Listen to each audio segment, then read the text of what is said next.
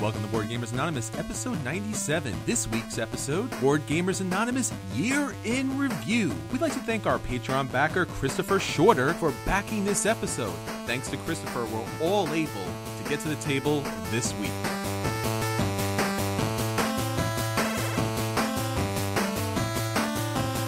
You're listening to a proud member of the Dice Tower Network, dedicated to bringing podcasters together for the greater good of gaming. It's sort of like Voltron, but with better lip syncing. Find out more at DicetowerNetwork.com. Welcome to Board Gamers Anonymous, the podcast about board gamers and the insane fun we have at the table together. This is Chris. This is Anthony. This is Daniel. And this is Drew.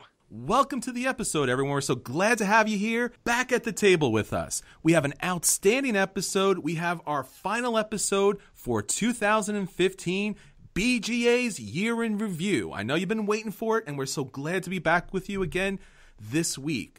So, as you know, we moved to a one-month format in order to be able to produce more content out there for each and every one of you. So we want to let you know about our upcoming release schedule for the podcast. What we're looking at doing is releasing the last Sunday of each month. So the next episode you'll be listening to will be released January 31st, 2016. And that will be BGA's prediction for 2016. So you really want to get to that episode because Drew and I will be finally fighting out and resolving everything that happened in 2015, and we'll be making some great predictions for 2016. Now, also, we're going to have some new content for you. So before episode 98 comes out, we're going to put some of our content on YouTube. Now, maybe you've had the opportunity to check out our YouTube channel and check out our little trailer video for the podcast, and you get to see us and some of the games that we play and all the fun that we have. Well, we're going to throw some more content up there for you. We want you to check out our YouTube channel, and you'll be able to find out about all of that on our Facebook, Twitter, all of our social media, and especially our website, BoardGamersAnonymous.com. So please keep in contact with us as time goes on. We are still active. We're still listening for you. We still love getting your emails and your comments and your Twitter posts because that means a lot to us. And the more we get, the more we can put out there for you. Well, that said, let's get on to the episode. Shouted from the tabletops! Sir, you're gonna need to get down from there. Well, guys, it is great to be sitting around the table with you. We only get to do this once a month anymore. So it's a lot of fun. I always enjoy chatting about so many things in the hobby. The first thing I wanted to talk about with you guys is the results of the auction we had in partnership with Jamie Stegmaier and a number of other great podcasts and blogs out there, where he was putting some of his great product material for auction to benefit our favorite charity, Extra Life, and many other charities. Anthony and Daniel, you guys have been doing most of the work this year in raising money for Extra Life, and you know how this went. Let us know. What was the result? What happened? Yeah, it's pretty cool. Jamie actually hit us up about this at Gen Con, and he's run this auction the last couple of years, and the whole idea is he puts up something really big and awesome from their collection. So this year it was the Viticulture Tuscany Collector's Edition. And then for, I think, 10 different podcasts, videos, blogs, like you said, he assigns one of those for each, and then people can come on and bid. So anybody out there who gave us a thumb, who went on there and bid, I sent this out via Twitter and email and everything else. Unfortunately, we didn't have an episode out that week, but anybody out there who did go do all that, thank you very much for participating and sharing that, especially if you bid on the auction, because it's awesome. All this is for charity, even if you didn't bid on ours. Hopefully you gave us a thumb. But in the end, it was fantastic. I think Jamie said they raised more this year than they have the last 2 years combined, something over $4,000 for all these charities. And for Extra Life in particular, we raised over $800 from this event. So we had two different people there who donated money to Extra Life, Joe and Gonzalo. Thank you to both of you. Very, very cool. Very awesome what you did. And this was great. And it's a good opportunity to help a lot of different charities because there was a different one for each of the 10 different outlets. And at the same time, kind of do something cool with one of the really nice guys in the hobby. So it was fun. If you were involved, thank you very much for doing that. And if you weren't, check back next year because this is something Jamie does every year. Awesome. Thank you. And thank you, Jamie, for including us in this fundraising effort. That was a lot of fun. Now that we have you guys all at the table, had a couple topics that came up in the last couple of weeks that I would love to talk with you about because I think they're important in the hobby to everybody who's a part of it. One of the things was something I read on Reddit, the great, strong Reddit board game community. Somebody wrote in about Black Friday. They were looking forward to buying games on Black Friday because everybody had sales, everybody lowered prices on their games, and they were looking forward to getting a copy of Catan from Mayfair Games. So they were hoping that their favorite online store would have a good deal. Well, come the Thanksgiving holiday and the specials and the sales, and he found out that not only did Catan not go down in price, but it went up at his favorite store. And he was shocked. He didn't know why an online store, especially, would be raising prices. So he dug into this. And in fact, the online store replied to a lot of comments that people had and said that this was due to a policy that was set by Mayfair Games, what we call in the hobby a price floor, where there is a minimum price that people can sell Mayfair games, certain Mayfair games, or if they didn't meet that price or go above, they wouldn't have the privilege of selling their games. This sort of policy has hit different online stores different ways. One, the stores that were constantly undercutting, underbidding, even the local stores, the brick and mortar stores, they had to bring their prices up to be more competitive, to allow the brick and mortar stores to be more competitive. Now, the other thing that this policy did, it caused some stores, online stores, I think Starlit Citadel is the one I recognize the most, a Canadian vendor, who would not go along with this policy. Simply for them, it was wasn't enough details. They didn't know really where they stood. Mayfair just said, this is what we want, and they didn't provide any more information. So there are some stores that aren't selling Mayfair games, at least one we know of, and others have had to raise their prices. The question is, are price floors fair? I mean, is it really part of the capitalistic way where you tell people how much they have to put a price? Shouldn't we allow online stores to set whatever price they want, even if they want to lose money? And really, what is the purpose of setting a price floor? Price floors, this kind of infuriates me, honestly. This is ridiculous. I know the explanation they give, right, is to prevent online stores from undercutting brick and mortars or something like that, right? But that's just ridiculous. First of all, they already do that. They don't need any help, and you're not going to stop that practice. Secondly, if the online stores undercut your local brick and mortar and you're not willing to pay that extra price to keep the brick and mortar open, it closes. That's how the economy works, right? I love my local brick and mortar game store. Back when Myriad was around, I spent way too much money because I felt that every week I went there, I had to buy something if I wanted them to stay open, right? Because if you want them to still be there tomorrow, you need to pay for that. Yeah. And the only thing I can really think about here is that they're trying to keep people from realizing that like 90% of their games are just junk. All right. If Catan starts going for $2, right, a piece, that's going to hurt the brand, right? It's going to make it look like their games are low rent, which quite frankly, other than like Caverna, I can't think of anything from the Mayfair catalog that's remotely exciting to me. Now, I'm sure there are other people who find these things exciting, what have you, but I think this is honestly just an attempt to try to maintain their brand and avoid being pushed. Catan's sort of on that edge, right? About to become something like Monopoly. It's about to leave the hobbyist game area and enter one of those, oh God, that game. But those are two different games. Caverna is like a blue chip property. Yeah, if you want to price it at $100, okay, it's the top of the line. But Catan is now the go-to gateway game. It should be accessible. The mass public should be able to just walk into a store, put down, or just anywhere, put down a little bit of money and get it. You want everyone to have Catan, don't you? Yeah, I get that, and I agree with you there. Caverna is the only real game from their catalog that interests me again, right? It's the only one that I think is really like a great game. And so that one, as an exception. But the rule for me seems that a lot of what Mayfair puts out is barely hobby game, right? It's barely good enough to sit on the shelf next to these other classics, right? Especially Catan. And so I think they might be worried about their brand, right? Because if they start being thought of as a trashy brand, and one way they could be thought of that is because if people are selling their games for $2 a pop because they bought a couple hundred copies and no one wants to buy them anymore.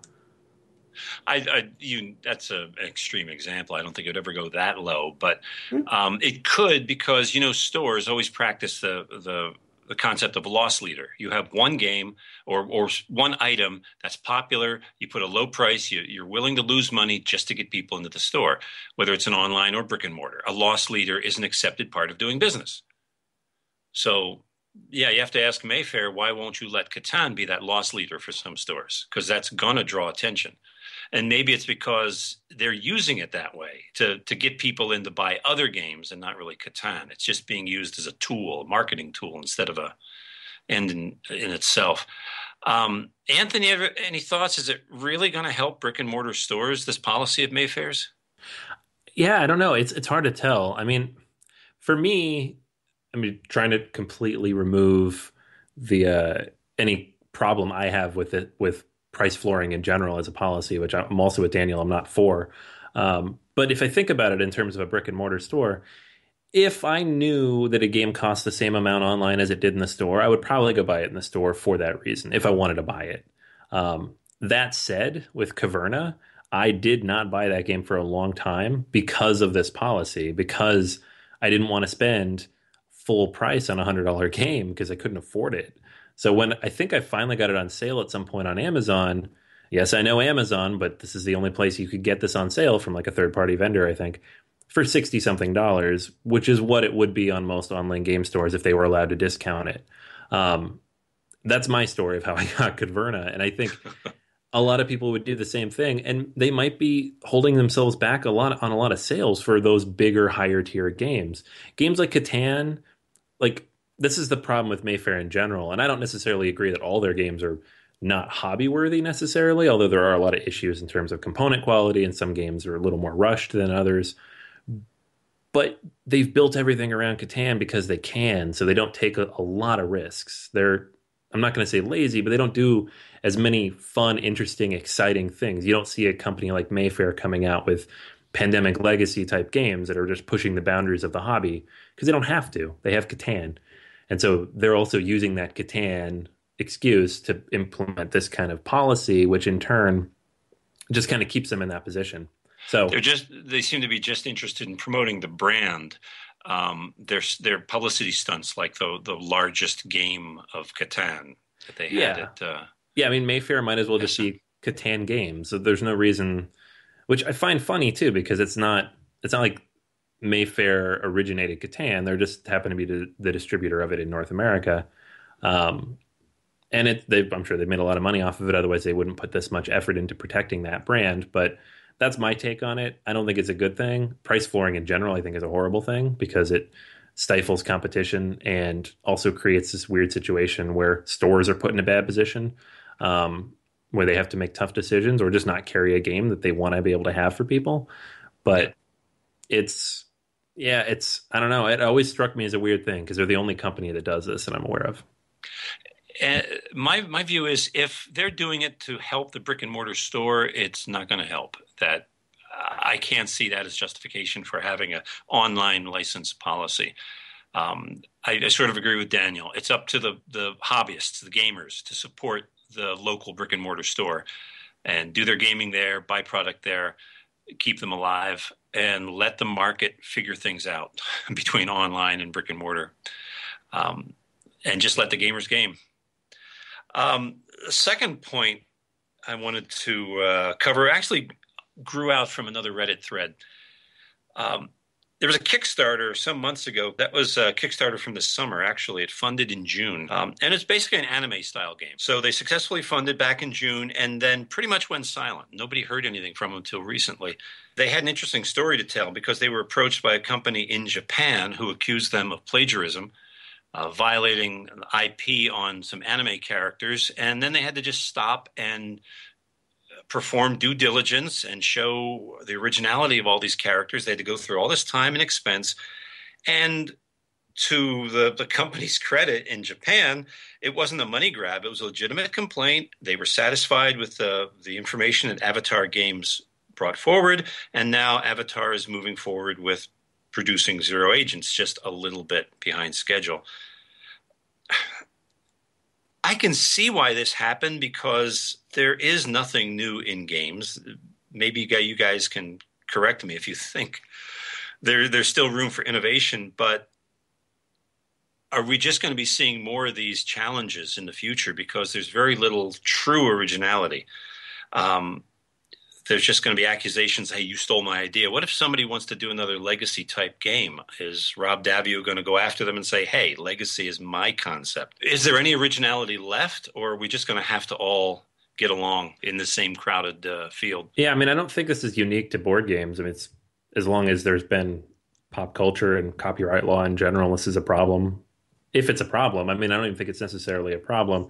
There needs to be a system in place to protect people who hold intellectual property, especially in like an industry like board gaming, where usually the companies and people who hold that IP are smaller. And so if somebody comes in and takes advantage of that, it's going to hurt them a lot more than, let's say, if someone borrowed something from a big company. There's actually something that came up recently on a Kickstarter that I was watching, a game called Loon Architects that kind of reused a lot of the materials from Glenmore. He originally reached out to the designer and asked if it was okay, and then it just became this whole weird thing because, well, the designer didn't really have a problem with it. He didn't own the rights, Ravensburger did, and it became this weird thing of like, does he have the right to make this game that borrows a lot of elements from this other game? Is it an IP issue? And in the end, in the US, it probably isn't because it's game mechanics, but then it's like a moral issue, and that was the big argument people were having is, morally, is it okay to borrow these things? I think that's something we'll see a lot more of as the industry kind of expands and more games come out. Is it okay for people to just take a game, reskin it, retheme it, and then say we just borrowed the mechanics? That's totally fine. Especially in an industry that has for so long has just been a handshake industry. It's going to change, right? And so on the IP front, I think that's something that happens all the time. But on the game front, I think it's going to probably happen more often. Whether it goes to like lawsuits and all that, who knows? I guess it depends on how big these companies get. I guess I was going to ask you guys, if you were creating an original game, how much effort would you make to be sure you weren't stepping on someone else's legal toes? Or would you just say, oh, it's not worth the bother? Yeah, I mean, there's definitely a lot you got to be careful about, but I think mechanics are actually going to be relatively safe. And this is one of the things that makes board gaming so weird, right? Is that a lot of the IP isn't really clear. But I think mechanics would fall into the category of an algorithm or a way to solve a problem, and those cannot be copyrighted so far as I'm aware, right? You can copyright an instantiation of an algorithm, right? A particular form of it, but you can't copyright the algorithm itself. But I'll give you an example. This really seemed to come down to art. Since Zero Agent was a game that looked like anime, it copied the anime style. So in Japan, anime is everywhere, and they have hundreds, if not thousands, of recognizable characters in anime there. That's a minefield. How can you create something truly original if there's so much out there? And would you just decide, hey, I think I'll just stick with historical characters because they can't sue? I don't know. Well, I think the issue we're running into, and we've talked about this a lot, is the intellectual properties. Now, when it comes to artwork, these intellectual properties are pretty distinct, and that's where you run into trouble. So oftentimes we'll kind of joke around, but the idea is legally distinct. Now, Zombicide is probably the best example of this because Cool Mini or Not puts out these campaigns with all these stretch goals, and then they have these legally distinct characters that you know really well, but they're changed just enough that artistically you can recognize them, but they're not a copy of something else. So, for example, in music, you can play rock, and you could say, we're going to have a lead guitar, we're going to have a bassist, we're going to have drums. You can talk about the mechanics. You can have all the mechanics, but you can't copy word for word. There's certain things you just can't copy that's unique, and I guess it's in some ways it's like the definition of pornography. When you see it. So when you look at a character, especially something that's someone's bread and butter, that's going to run into some problems. But mechanics, I think the kind of ethical issue here, or the family issue that we get into with, the board gaming industry is you should give credit where credit's due. If you're going to use someone else's mechanic, I think that people are pretty much cool with that as long as you're not taking the whole game. And if you're re-implementing it in an interesting way, and if you give credit, I think everyone's good with that because that's pretty much all of board gaming. But if you take a name, if you take an image, then you run into some problems. Yeah. It's sort of hard. You made a good point. You want to suggest another image. You just can't copy it. I think of 50 Shades of Grey as a good example. You want people to think, oh, these are the characters from Twilight without actually using the characters from Twilight, which would create trouble, create legal issues. I don't think that 50 Shades of Grey is a good example for anything, Drew. Not even a movie or anything else. It's just, let's just forget that ever happened. It's a good example of how to walk the line without getting into trouble. They just got in trouble with the critics. That's all. The final bit of news I wanted to come up with in New York, where our little podcast got its start. They love the Attorney General in New York. Just loves going after wrongdoers. They tried shutting down these two football fantasy groups, DraftKings and FanDuel. And don't try to tell me you don't know what they are because they're on commercials everywhere, on every channel. Fantasy football. They wanted to shut them down because the Attorney General said they were gambling sites, basically. I've read a couple different web pages that liken fantasy football to board games. This was what was striking. One person likened it to an RPG campaign where you're using linebackers instead of elves. Another one said it's like Catan, where you're trying to search for marketing inefficiencies. My take on that is I think fantasy football is somewhat similar to card games like Magic the Gathering, where you're drafting and trying to come up with a stronger team than the other player. So there are some gambling elements, but I guess I wanted to put this question to you. Could you call fantasy football a game? Because there are game-like elements to it. Do you think we should do an entry in Board Game Geek for it? I mean, it's a game. It's not a board game, but it's a game. It's not a game I'm interested in playing, but it's a game. Yeah, I mean, I did it once. I think if you do like a season, it's definitely more skill-based. Like, it takes a lot of work. I think the main issue with like what New York's having a problem with is like the one-day fantasy league type thing, where it's totally luck. Like, Yeah. I don't know if you've seen the John Oliver piece on this from like a couple weeks ago. Yeah. But, like, he tore it apart, and it's hard to argue with that, his perspective. It's like, especially when like nobody wins money on these sites at all, unless they're like some computer super genius.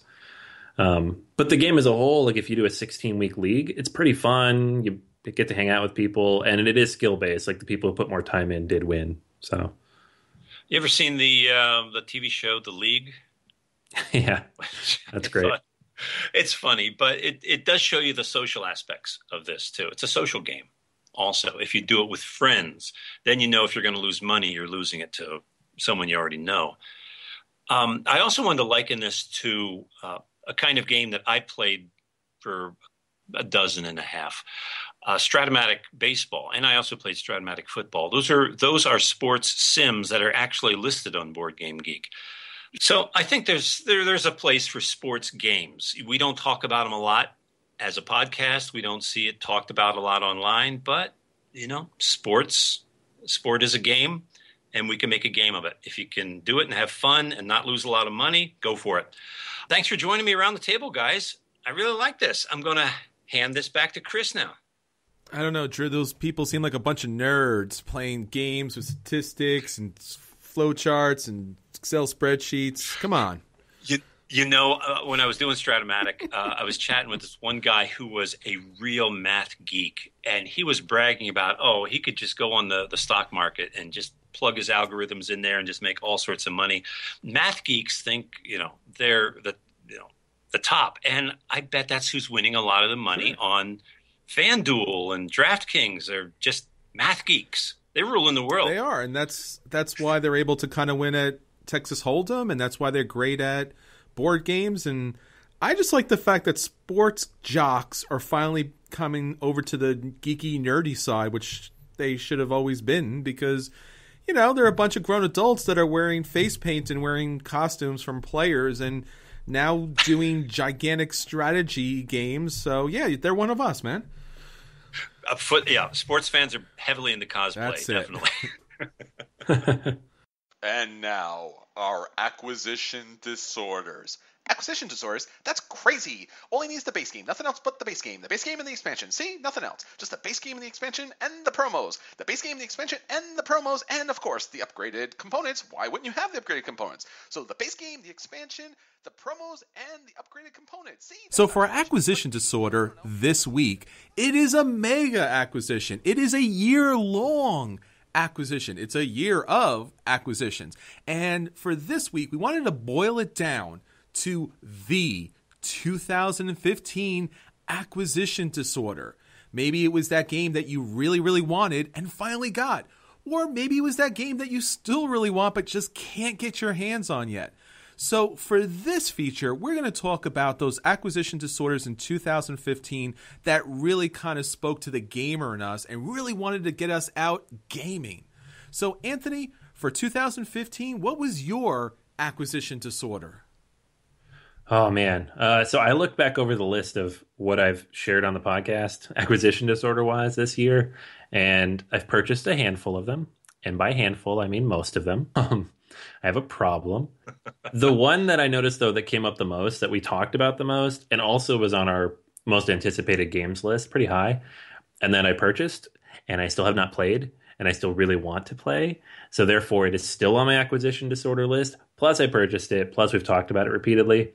Is Pandemic Legacy. The fact that it's now sitting at number 3 on Board Game Geek and that I'm still avoiding videos where they discuss it or podcasts where any type of spoilers might come out. And then I've read through the rules and I have everything set up and I have managed to keep myself from looking at any stickers or anything. And I just haven't been able to quite organize the group just right yet to get it started. This is still very high on my list. And considering a handful of other games have come in since that one, including one that Daniel's going to mention later, still has to be the acquisition disorder of the year for me, and it might roll into 2016 at this rate. But at the moment, it's got to be Pandemic Legacy. Now, Anthony, which spoiler would be more devastating to you if somebody revealed Pandemic Legacy or the new Star Wars movie? Oh, Star Wars, because I'm actually going to see that. That's that would be more devastating. Okay. Yeah. Oh man, don't ruin that. Pandemic, I'd be really upset, but I've had it for a couple months now and I haven't gotten to play it yet. You haven't peaked yet. No. And I've been waiting for Star Wars for 3 years. So, oh wow. Yeah, don't spoil any of it, either of those, please. But, all right, Daniel, what about you? What was on yours? Well, for my acquisition disorder of the year, I kind of wanted to talk about the one that I feel like I got the most bang for my buck out of, and that is Blood Rage. I decided I was going to back this game pretty early on. I was pretty pumped about it. It's, great looking game, great looking minis. Already looked like a pretty complete game, well worth the cost when you started in. By the end of their campaign, though, this thing was packed with just so many extras. When you're unpacking this box, it was like one of those little magician's scarves, where it just keeps coming and coming and coming. And it's like, oh, well, and here's another very large, well-detailed miniature, and another. Oh, and here's the main game box, and here's an expansion box. Oh, and here's a free expansion box. Oh, and don't forget this other miniature. It just kept coming.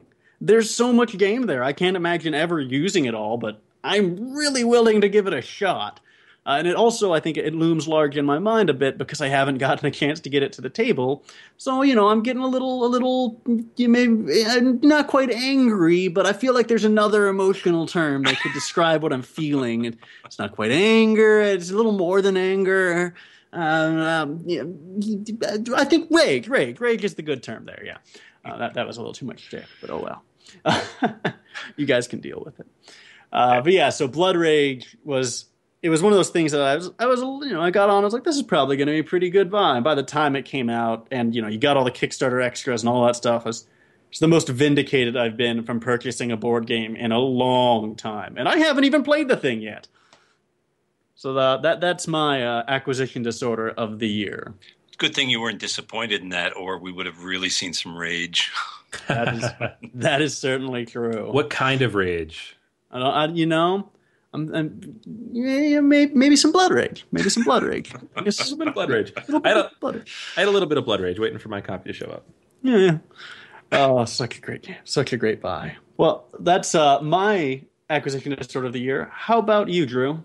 Well, I have spent a whole year now with John McCallion's collection of games, 2,000 games, really having to go through them and get to know some of them. So the funny thing is the game that I wanted most to have doesn't come inside a box. It isn't in John's collection. It's a LARP, live action role play. Always wanted to go LARPing, to play a LARP. And this year I got that chance a couple times to try out a LARP and get that feeling, to do some role playing. I've done acting in the past, so I guess maybe it was like the acting bug has come back to bite me. I enjoyed it, even though the LARPs I participated in were really combat heavy. People think of that as that's what it's all about. But I want to explore freeform LARPing and to get away from combat, to get more into exploration of behaviors and attitudes and roles.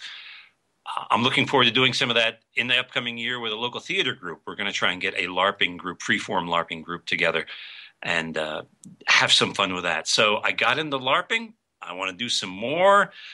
I don't think my acquisition thirst will be sated anytime soon. I'm going to keep at it. Chris, what was your most disordered disorder? Yes, my disorders were mass and many this year, and looking back at the list, as Anthony said, it's really hard to figure out which one was the most mind-blowing for this year. But I know in particular, the one that really kind of stuck with me was the expansion for the Castles of Mad King Ludwig called Secrets. Now, really, why I wanted this game, and it's because when I played the original base game, I really felt like there was something missing. And it kind of drove me nuts over the several weeks that it was supposed to come out, debuted at Essen, but it wasn't here in the US, and it finally got here at the US, and I was finally able to get it picked up, and I was finally able to get it to the table, and it finally satisfied this acquisition disorder that I really did have, because I really love Suburbia and I really enjoyed Castles, but it bugged me that there was something missing. Now, this expansion does satisfy that for a great deal. Now, I'm still not sure. I want to get a couple more plays in until I finally feel satisfied with it, but just the fact that you have a game that's finally complete with an expansion, and especially here, because you're building a castle. But what is a castle without a moat or a drawbridge? You really need these things to really make a great castle, not to mention the secret passageways. So I really felt like Castles of Mad King Ludwig was an incomplete game, a game that I really wanted to love, a game that I was kind of really feeling bad about. So with this expansion, it satisfies so many things, and I'm so happy to have it, and I'm so happy to actually finally complete that game. So that is my acquisition disorder for 2015, and finally, it's satisfied. And now I don't have to worry about it until 2016. Do you know, I've been reading online, there are some people that are actually making pledges, resolutions not to buy any games in 2016 until they've played all the games that they have. That's adorable. And we are not those people. Yeah. No. But if you are one of us and you want some help, please keep listening, because we need some help. And by the way, if those people are not going to buy this, they could buy those games. Just send it to us, and we'll just keep them, somewhere, somewhere safe, and we'll take care of them. All right, so that is our acquisition disorders for 2015. All the games we wanted, all the games that we had to have, and for some of us, the games that we finally got to the table, and for other ones, the games that we still have rage about because we haven't gotten to the table yet. We really want to play it. And now, at the table with BGA. All right, so for At the Table for 2015, we wanted to talk about the games that we actually got to the table, games that we love, games that we want to get back to the table again and again, and maybe just games that really should play a major part in our lives, games that we really want to make a lifestyle game, even if they're not a lifestyle game. So here are the games for 2015. Anthony, why don't you start us off? All right. So this is a game that I stumbled across in a game store in New York before I moved.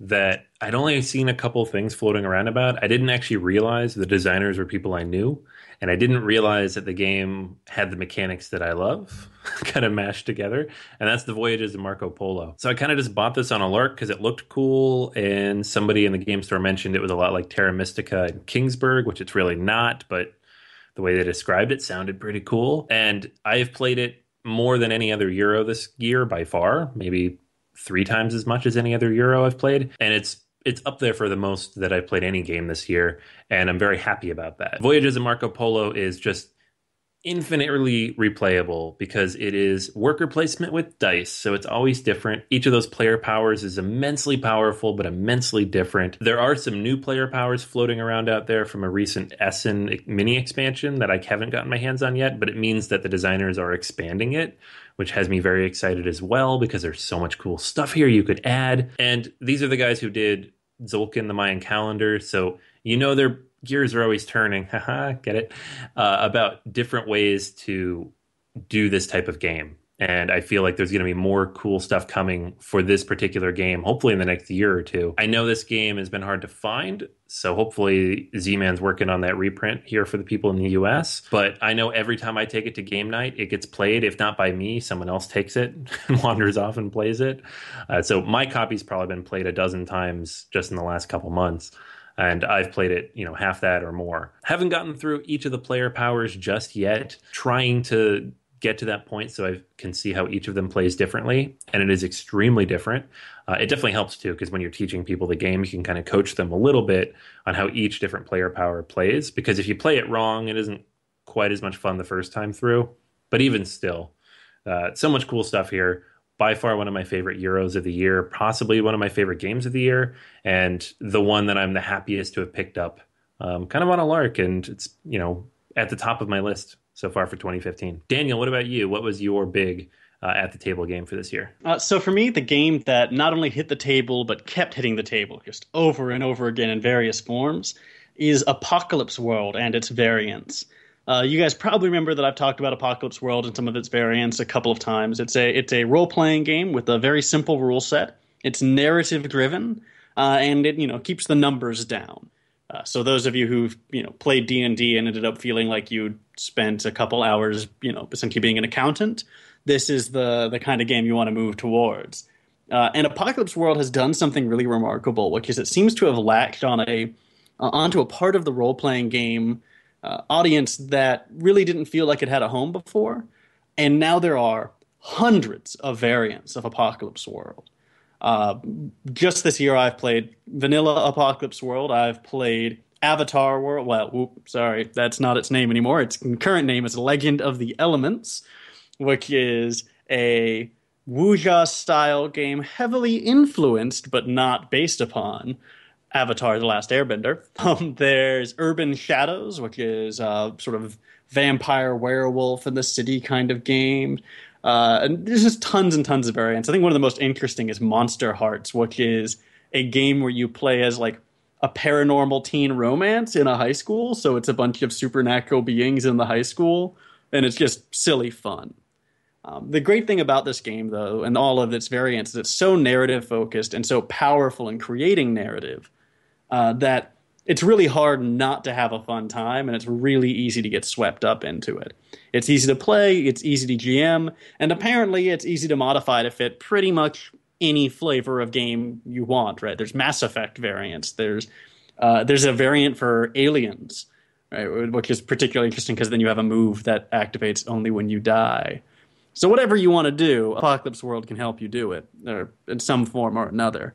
And I think we've played, no kidding, I think we've played 8 variants of this game over the last year, me and my RPG group. And almost every single arc has been deeply satisfying to me. Many of them we just hit the natural conclusion point, right? We just did that with our Legend of Elements, where our epic spanning narrative just hit the point and went, all right, well done all. This game feels actually done with. And now we're moving on. So that's my at the table of the year. Apocalypse World and all of its variants, which characterize pretty much what I do every week on my weekends. Yeah. So Daniel, it's like Avatar: The Last Airbender, but it isn't really exactly the same as Avatar: The Last Airbender. Correct. Like Into the Elements made some modifications and introduced some ideas that aren't in that show, right? So And, it doesn't tread on the IP. right, and that show cannot take credit for the whole idea of people controlling elements with wuxia abilities because that's an ancient concept, right? That's all over the place. Well, there you go. Okay. But yeah, so that's my at the table of the year. Drew, how about yours? Well, my biggest at the table experience for the whole year came with Anthony as my partner. We played in a pandemic tournament at a local convention. It was one of the most satisfying, thrilling games I have played. Certainly one of the highlights of the year. I guess one of the reasons was somebody else took all the time to set up the game board, and when it was over, we just walked away and somebody else put all the game away. I mean, what's not to like about that? But the fact that there were a bunch of teams, two-person teams, all with identical setups and having to face the exact same cards, a wonderful test of planning and foresight and not so much luck because everybody had to go through the same thing. Anthony and I went pretty far. We lasted longer than a couple pairs of people.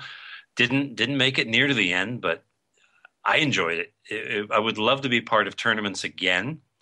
At conventions, especially if they didn't cost a lot of money, which large conventions do. I would love to do some more local conventions and hop in some tournaments. Pandemic tournament. If there's one at a convention near you, jump in there. It's a blast. Okay. Yeah, that was definitely one of the highlights for me too. It was a lot of fun, even though we didn't get very far. But man, I'd play any game if someone would set it up and clean it up for me, though. So Chris, please tell us, what was your favorite game experience at the table this year? Well, first off, I got to kind of stand by Anthony with Marco Polo. I got a chance to play this game again, and it's my second time playing this game, and I really do love the game.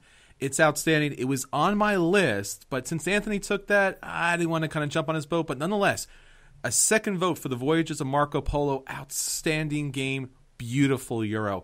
But my at the table that really kind of knocked my socks off would have to be Arcadia Quest.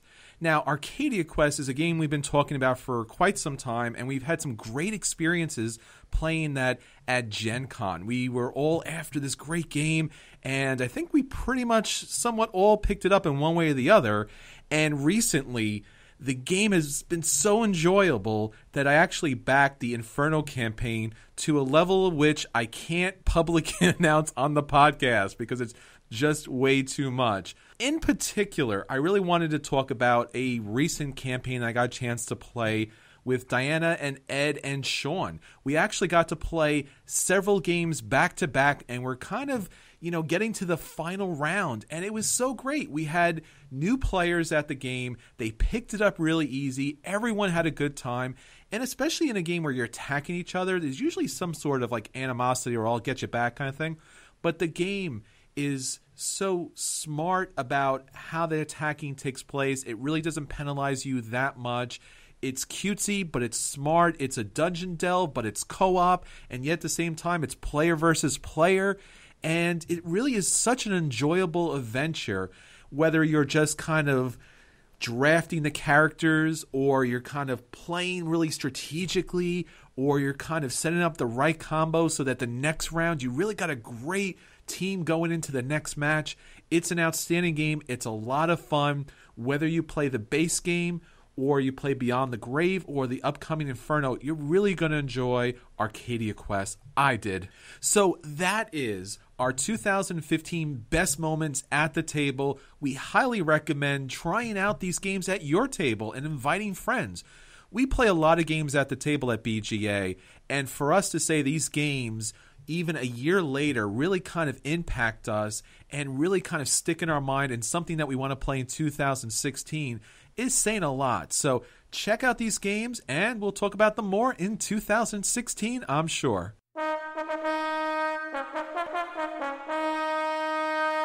And now, BGA's feature review. So for our feature review, we wanted to talk about the best of 2015. Now, for each one of us, something in board gaming really stuck out for us. So instead of just doing this is the best and us all throwing kind of one or two games at it, we wanted to talk about the category that really stuck out for us because it really represented our gaming for 2015. And then we wanted to talk about the games and the experiences that came along with that great category that really represents the gaming industry and especially the fun that we have at the table together. So to start off, Anthony, why don't you take us to your best of for 2015? Okay, so for me, one of the, especially with a child born in the last year, one of the things that I really got into this year was solo gaming. And I hadn't really before that. I'd dabbled a little bit in 2014. I knew that some of my games played solo, and my son liked to play with me, but it wasn't like a heavy thing that I did. But this year, I really did get into it a lot more just because I wanted to keep playing games, and I just couldn't always get out of the house. So I got a little bit more into it. I played through the solo variants in most of the games I owned. I started picking up some solo games, and as I found out, there's a huge community of solo gamers.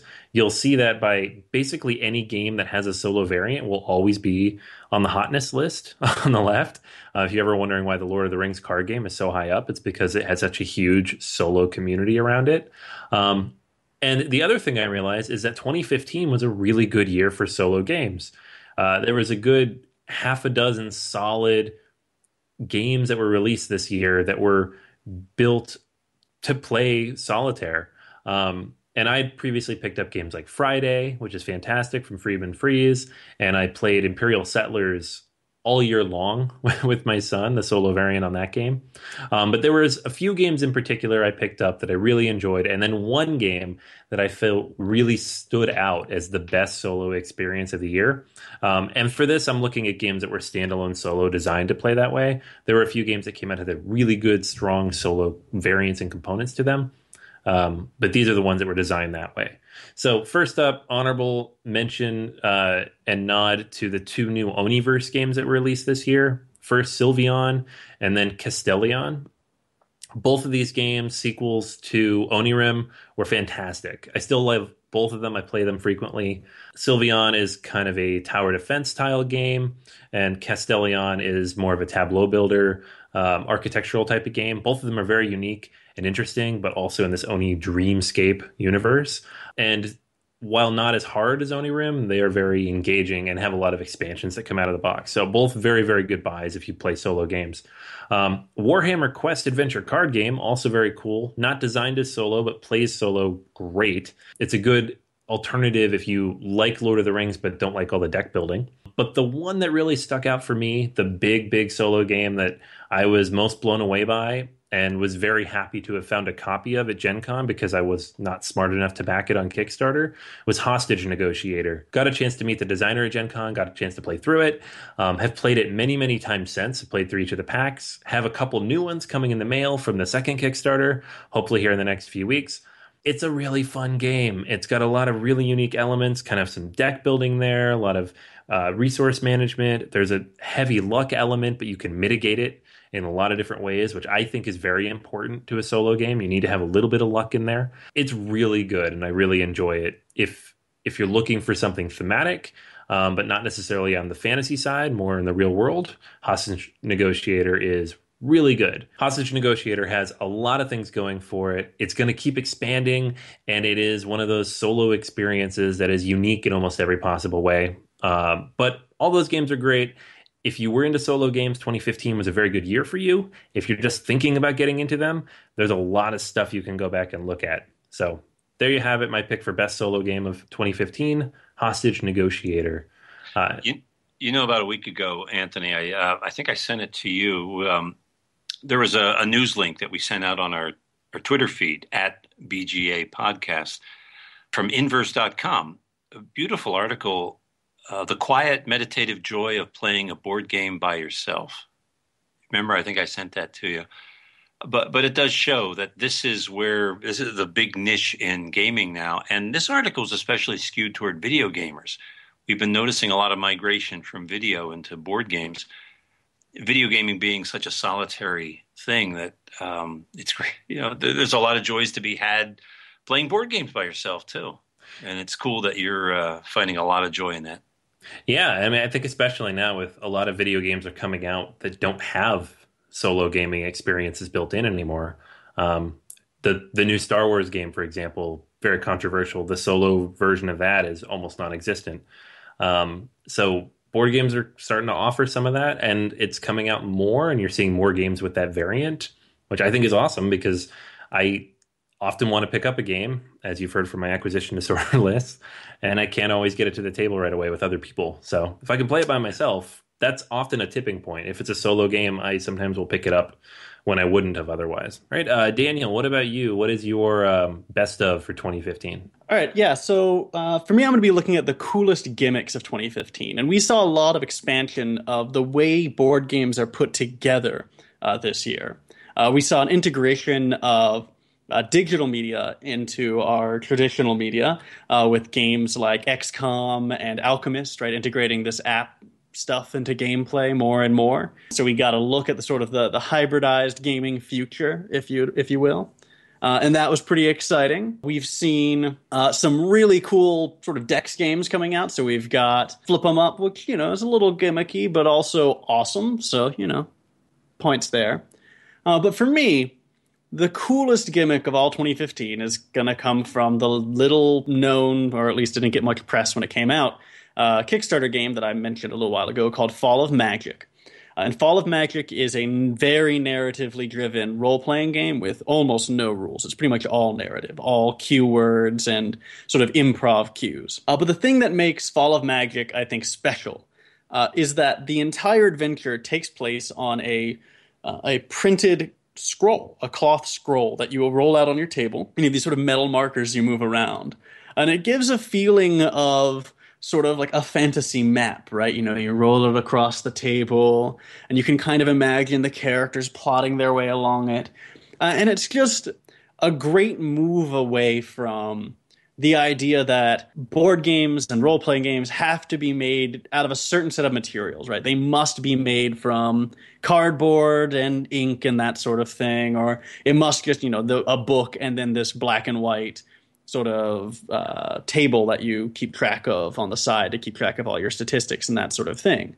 I think that Fall of Magic represents something that, we could use for every now and then, which is a way to shake things up, to remind us that we can use different materials in different ways and approach the same questions and the same ideas from different angles and come up with a really satisfying gaming experience.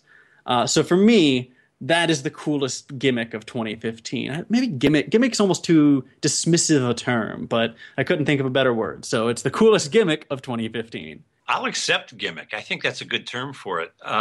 In fact, didn't we do an episode earlier this year, a feature about gimmicks that we liked? I think we did. Yeah. So gimmicks are always going to have a place in gaming. I just think it's another word for original. So, yeah. It's something material that sets the game apart, right? Exactly. So gimmicks are cool. Bring them on. I think so. Well, that's my feature, my coolest X of 2015. Drew, how about you? Well, I'm going just the opposite of gimmicky. Since I moved to Bennington, been more into family games, the kind of games that everybody can play at the table together and enjoy. So family games are a big part of my gaming experience now. That's the category I'm going to touch on. I think some very fine ones came out the past year. You mentioned one of them, Daniel, the Flick 'em Up. I love gimmicks. Gimmicks are great family games like, the game that used to be called Rampage. What's it called? Terror in Meeple City now. A gimmicky game. Physical and active. Yeah, gimmicks are great for families to enjoy. So that's one of my favorite games from this past year. Cacao is another good family game from 2015 because it's about chocolate. We love chocolate. I like dark chocolate especially. But anyway, the game that I would call the best family game for the year is Steampunk Rally. Steampunk is one of those themes from the past couple of years that's caught on. It's popular. It's a growing genre, a growing category, I guess you could say, of games. But more than that, it's like a middle school science class gone hilariously wrong. There's a lot of pseudoscience, you could say, a lot of historical scientific figures involved in the game. But it's almost like all of these great scientists of the past have joined an episode of Wacky Races, because you're trying to build transportation, trying to build a set of wheels. It's got cards, it's got dice, it's got science. I think it's at a level where it could be considered a gateway game for kids of a certain age and inclination. It would make a great gift to middle school children, boys and girls. I just like the feeling I get from playing it. There isn't really much I can do to describe it that would convince you one way or the other. Just go out and buy it, try it, play with your family, and enjoy. Steampunk Rally, I think, is the best family game of the year. Chris, what is your best of? So my best of is the best art or artistic design for 2015.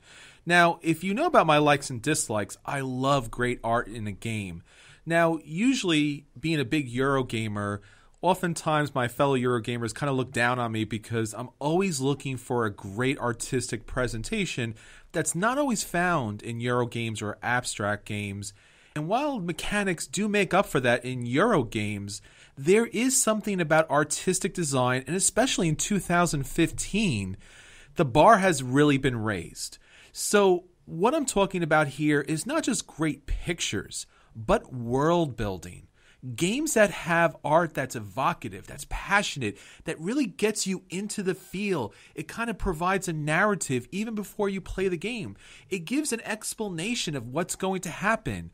It gives a flow to the game, so long before you get into the real depth of strategy, things make sense. The cards, the board, the miniatures, everything about the game kind of speaks to the world that you're going to play into and kind of hints at the future strategies that you're going to employ. So I want to talk about some honorable mentions and then get into the game of the year. So first off, Blood Rage. Now, Blood Rage does some amazing world building. Now, the board is nice, but the miniatures are amazing. The artistic design here really sets this game apart from anything that we've seen recently.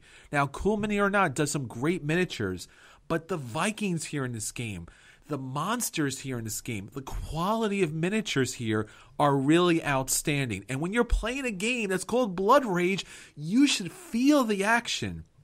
And that's what's outstanding about these miniatures. You could see the flow. You could see the movement. The weapons are large. The monsters are dramatic. And it really adds a lot to this game. Now, on the opposite side, there's the Gallerist. Now, the Gallerist is outstanding because the graphic design, the artistic design, matches the game.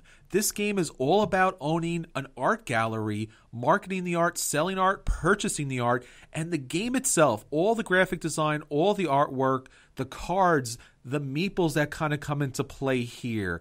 Everything about the game is that high modern art. So when you sit down and play this game, you know what you're looking at. And as you watch the board kind of develop with all these cards and actions and abilities, you're really kind of getting in the mindset of being this art dealer. So great design there. Now I also want to talk about another great game that is a little hard to talk about without giving anything away, and that's Time Stories. Now, Time Stories comes with the Asylum, but it also has the Marcy case, which I'm not really looking into yet, but I've heard some great things about it, and I've seen some artwork, and I'm just kind of blown away by it. Now, without getting into any spoilers, the artwork in this game is really going to tell you a lot about the world you're inhabiting, and each different case, each different kind of expansion box has a different artist. Now, Asylum alone is amazing. The artwork of the characters really are evocative of this world you're getting yourself involved into.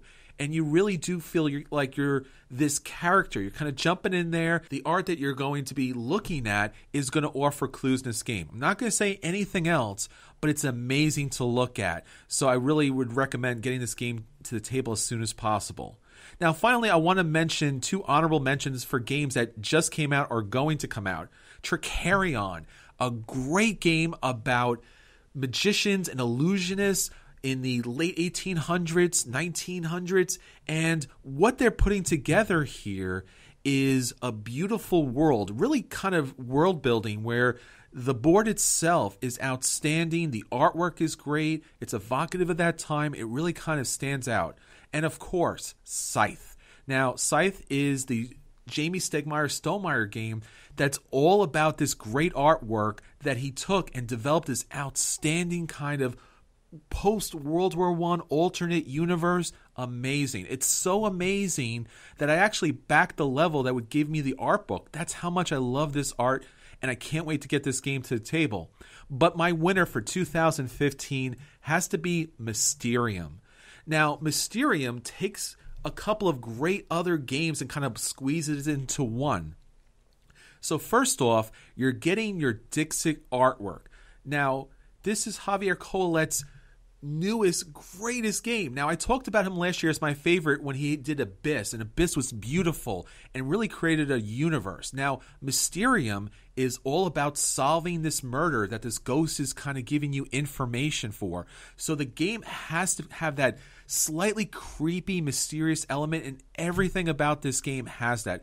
Every piece that kind of goes into this game, whether it's the boards, whether it's the psychics in this game, whether it's the card holders in this game, really kind of gives you a feel of this mysterious world that you're kind of playing Clue, but using some outstanding artwork and trying to decipher the dreams that are given to you by the ghost. Outstanding artwork, outstanding components, really kind of builds a world right there for you. And if you were at Gen Con, you got to see this great booth. So they really knew what they were doing when they putting this game together. It's not just a game. It's not just experience. It's a world. And it has living characters.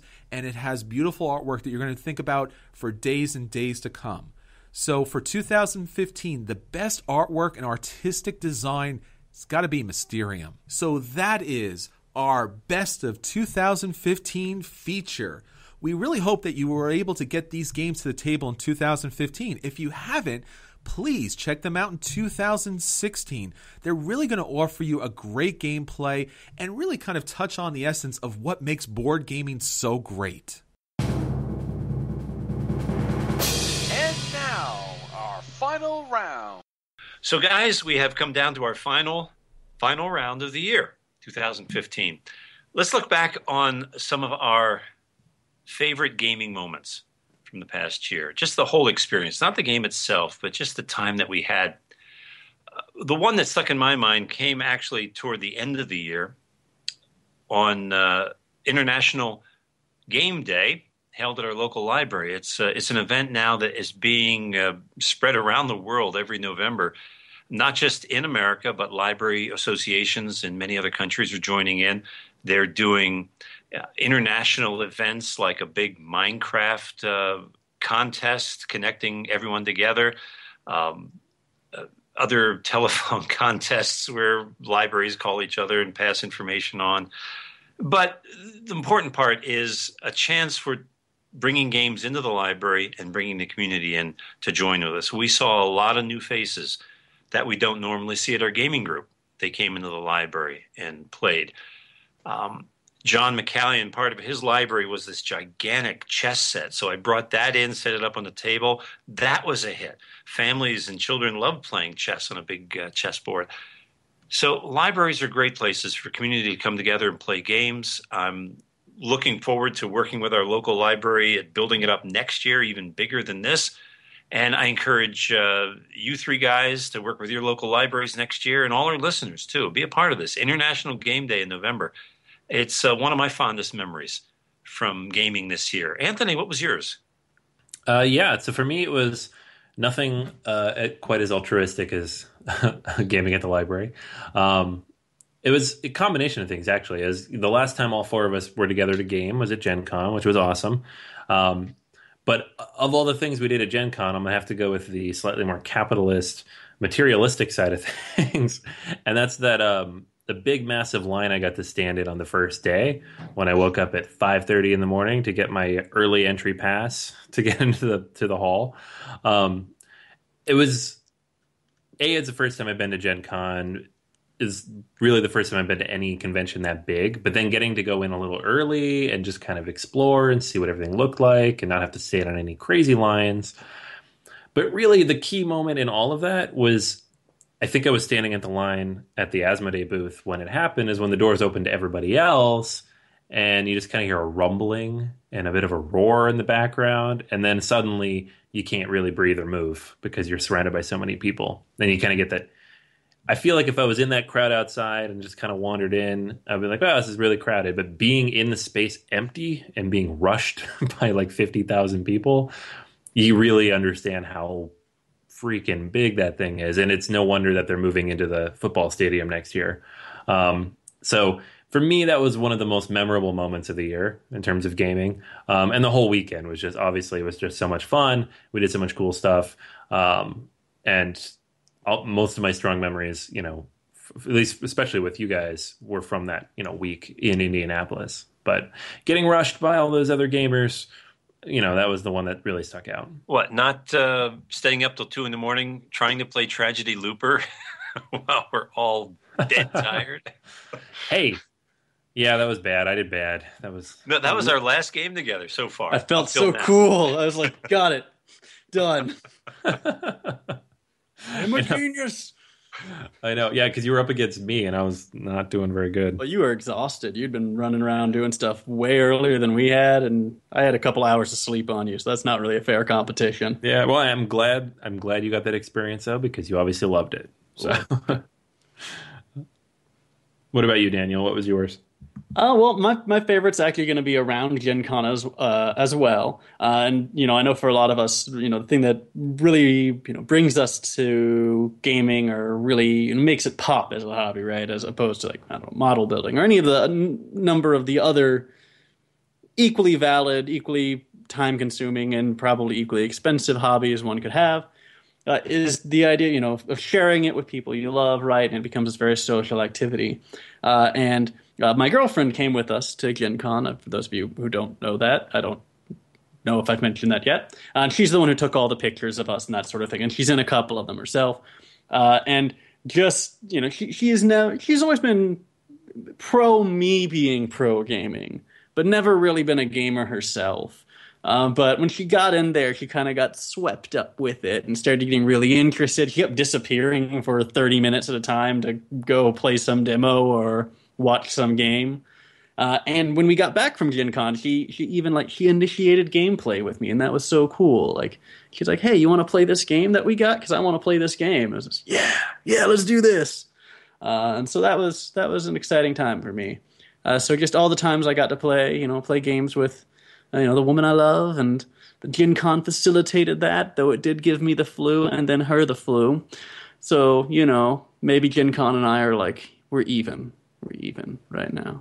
But yeah, so that's those are my favorite gaming moments of 2015. I forgot Gen Con made us all sick. Maybe I'll take mine back. So sick. Oh. Yeah, that's right. That sucked. All right. The first time I've ever seen her get sick, too. It was amazing. She's been in houses when everyone else in the entire house just got sick in sequence. And, she used to be a nurse, so she's taking care of everybody. Didn't, even get sick at all. But the Gen Con bug took her down. It was brutal, man. It was brutal. Well, but those times, and in general, right, all the time I got to spend is sitting around the table with good friends and family and loved ones. That's just, that's what it's all about to me. Chris, how about you? What's your favorite moment? Man, it's so hard to just pick one. Honestly, like everybody said, Gen Con, what an amazing experience. And I could talk about meeting all of these great board gaming designers like Ted Alspach. I got to meet Ted Alspach. Or meeting all these great people in the media that I've looked up to and watched and listened for so long. Like, Tom Vassell and Z Garcia and Sam Healy and Eric Sumner, or all of the other great podcasters. Or we were sitting at a restaurant and Joe Eddy walked by and I'm like, that's Joe Eddy. So it was really, really, really a great time. But honestly, the best moment for me for 2015 has to be the surprising opportunity to have fans of the show, fellow gamers that listen to Board Gamers Anonymous come up to us and go, hey, I listen to you guys. You guys are great. And just to have that opportunity to connect with people on the other side of this podcast that we're recording really was such a great moment because, here we are, a originally New York kind of podcast, still kind of tri-state, quad-state, podcast, and going out to Indianapolis, Indiana, and meeting people that listen to us every week and having those listeners kind of connect with us in person was really such a wonderful experience. We do this podcast for you, and it's so great to actually kind of meet you. And really, that was such a phenomenal experience for me, and I it still sticks with me to this day. Man, great memories. Well, this is a great way to wrap up the year with our final round. So now that we talked about everything from 2015, let's look towards the future in 2016. And while we still have a few weeks left, we want you to keep in contact with us. We want to hear from you. As we say each and every week, this podcast is about bringing great gamers to the table and enjoying that experience. So please keep in contact with us. Let us know what you think about the podcast. Let us know where we can expand and where you want to see Board Gamers Anonymous reach out to you. So there are many ways to do that, and some of the great ways are through our social media accounts. So keep in contact with us on Facebook. We'd love to get your likes.